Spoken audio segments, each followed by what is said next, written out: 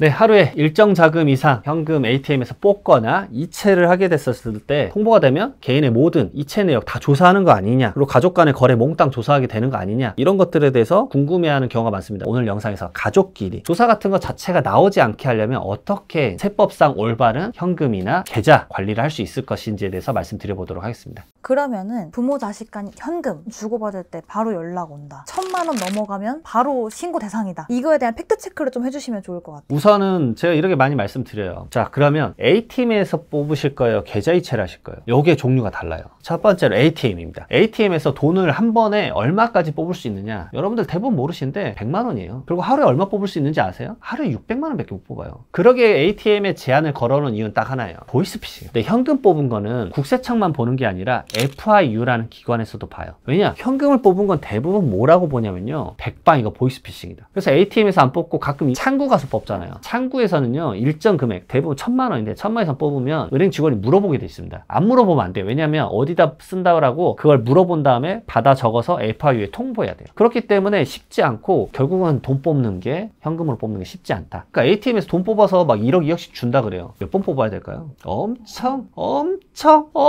많이 뽑아야 돼요. 돈 뽑아서 주면 편하지 않냐, 안 걸리지 않냐. 그러니까 실질적으로 ATM에서 돈 뽑아본 적이 없는 사람은 이런 질문을 하는 거예요. 돈을 우선 주기가 어렵다고요. 그 두 번째 질문 제가 이걸 합니다. 그러면 선생님, 100만 원 이상 현금 써본 적이 언제입니까? 없지. 돈 뽑아본 적이 없으니까 쓸 일도 없는 거예요. 그러면 자녀가 100만 이상 돈 쓸 일이 많을까요? 대부분 이 ATM으로 돈을 뽑겠다는 얘기는 뭐냐면, 자녀가 부동산을 사거나 전세금을 내거나 두 가지예요. 대부분. 결국은 이거는 잡히게 돼 있다고요. 간단합니다. 주택을 취득하면 자금 조달 계획서를 쓴단 말이에요. 그러면은 자녀가 써요. 10억짜리 주택을 샀어요. ATM으로 돈을 뽑아가지고 줬어요. 내 돈으로 샀다라고 썼어요. 근데 너 소득이 하나도 없는데? 말도 안 되는 소리 하지 마. 바로 조사 나와서 징계세 때려 맞는 거예요. 그게 이제 부동산원이랑 시군구청에서 오고, 거기서 소명이 안 되면 국세청에 넘기는 거예요. 자, 그럼 두 번째. 집을 사주면 주택 취득자금 조달 계획서를 쓰니까 집을 사주지 말고 전세금을 주자라고 하시는 거예요. 그러면 전세도 당연히 걸리겠죠. 전월세 신고제라는 게 있어요. 보증금 6천만 원 넘고 월세 30만 원 넘어가면 신고하게 돼 있는 것도 있지만 PCI 기법으로 잡혀요. P는 이제 프로퍼티, 재산이 증가된 거예요. 제가 이거 얘기할 때마다 항상 말씀드리는 게 있어요. 부모님의 사랑이 이제 끝이 없다라고 말씀을 드려요. 어떤 분이 ATM에서 돈을 뽑아서 줬어요. 자녀를 진짜로. 전세금 하라고. 얼마를 줬을 것 같으세요, 여러분들? 165번을 뽑아서 9억 9천만 원을 줬습니다. 그러면 165일이 걸렸다는 얘기죠. 매일 가서 여기 뽑고 여기 뽑고 여기 뽑고. 근데 걸렸어요. 9억 9천이면 10억이잖아요. P, 그럼 프로퍼티, 재산이 10억이 늘어났어요. 플러스 C, 소비, 컨섬션. 그리고 자녀가 한 5년간 2억 썼어요. 마이너스 인컴, 소득을 봤더니 3억 번 거예요. 그러면 10억 플러스 2억 마이너스 3억 하면 얼마예요? 9억이잖아요. 9억 어디서 났어? 소명을 못 하는 거죠. 그리고 전세자금도 들여다보고 있다라는 거예요. 결국은 이런 큰 돈이 필요한 건 여러분들 대부분 뭐예요? 부동산을 취득하거나 뭔가 큰 자산을 형성할 때 많이 하거든요. 그럼 이제 또 이런 생각 하십니다. 아, 그럼 천천히 뽑아서 천천히 주면 되겠지. 그러면 자녀가 매번 현금 들고 다니면서 100원짜리 받고 이래야 된다고요. 그러면 얼마나 쓸 수 있을까? 번거로워지니까 안 하게 되실 거예요. 결국은 이게 말처럼 쉽지가 않다라는 거 말씀을 드려요. 그리고 돌아가시면 그 현금 뽑은 것도 안 잡아내느냐? 잡아내죠. 추정상속재산이라고 돌아가신 날로부터 1년 내 2억 원, 2년 내 5억 원의 현금 인출 금액이 있으면 이거 어디다 썼어요? 물어봅니다. 소명 못하면 어떻게 돼? 이거 상속인한테 상속재산으로 얹어버려요. 돌아가시기 직전에 현금 뽑으면 태반이 솔직히 누구 준 거예요? 자식들 준 거라고 볼 수밖에 없다라는 겁니다. 자, 이렇게 ATM 쪽을 쭉 말씀을 드렸어요. 자, 그럼 이제 다음 떠오르는 게 뭐예요? 그럼 현금 이체로 제대로 주자. 바로 징해줘, 씨.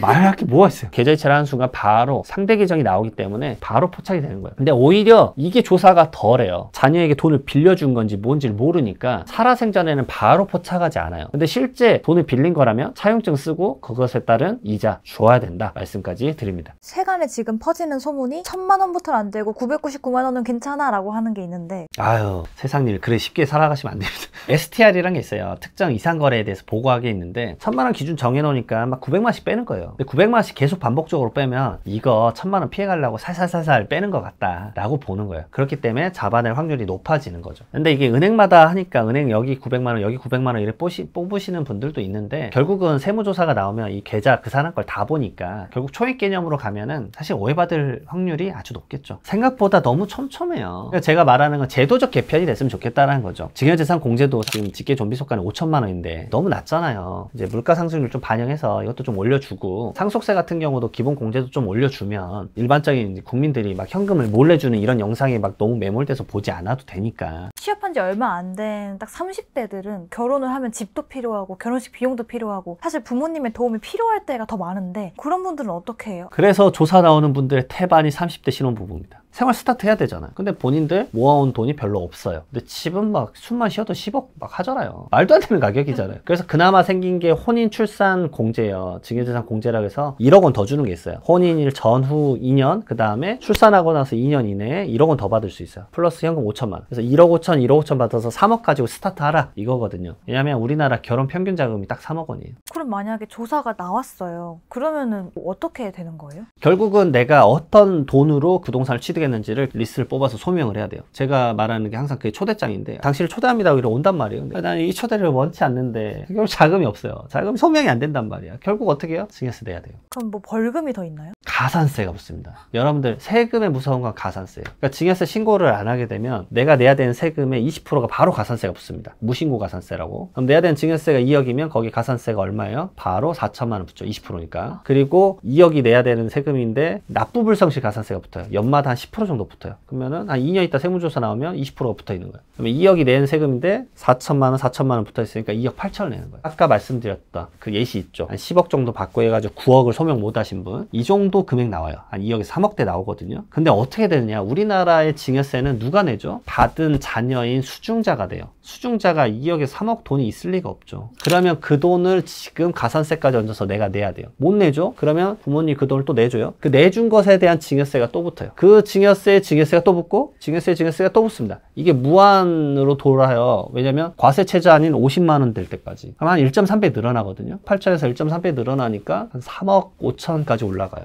부모님 3억 5천을 또 내주는 거예요. 그러면 부모님이 결국 준 거는요, 엄청나게 큰 돈을 준 거죠. 13억 5천 정도를 준 꼴이 되는 거죠. 여러분들 간단하게 생각하시는데, 우리 일생에서 양도상속 증여를 일반적인 분들은 평생 5번을 경험하지 않을 거예요. 근데 여러분들 직장 생활하거나 사업을 할 때 그 종합소득세 신고나 부가가치세 신고 연마다 몇 번씩 하잖아요. 근데 평생의 양도상속 증여 5번이라고. 근데 한 번 나올 때 기본 억대예요. 그러니까 이게 너무 커요. 왜냐면 이쪽은 0과 100밖에 없어요. 속된 말로 안 걸리면 0. 걸리면 100, 100이 아니죠. 가산세 붙으니까 140 뭐 이런 거예요. 아무 생각 없이 처리하시는 분들이 있어요. 뒤늦게 후회하지 마시고 공부 좀 하십시오. 부모님이 돌아가시기 전에 약간 자식들에게 용돈을 막 줬다거나 생활비로 줬어요. 근데 이게 나중에 돌아가시고 난 후에도 걸리는 거잖아요. 그럼 그것도 똑같이 다... 그렇죠. 그러면 이제 돌아가신 날로부터 10년간 증여한 거를 상속재산에 얹어서 계산을 합니다. 그러니까 살아생전에 생활비나 뭐 용돈 받은 거 한 번도 세무서에서 뭐라 안 했어. 근데 이제 그게 만약에 당신이 이걸 쓴 게 명확하게 포착이 된다라고 걸어서 잡아버리면 그동안에 안 냈던 증여세랑 아까 말했던 무신고 가산세 20%, 납부불성실 가산세, 이게 1년간 거의 10%니까 10년 되면 거의 100%예요. 엄청난 가산세를 내고 그 증여재산가액을 상속재산에 다시 얹어서 여기서 안 냈던 상속세랑 가산세 두 개를 또 내야 돼요. 그러면 이제 엄청나게 이제 나의 세금이 올라간다라는 거.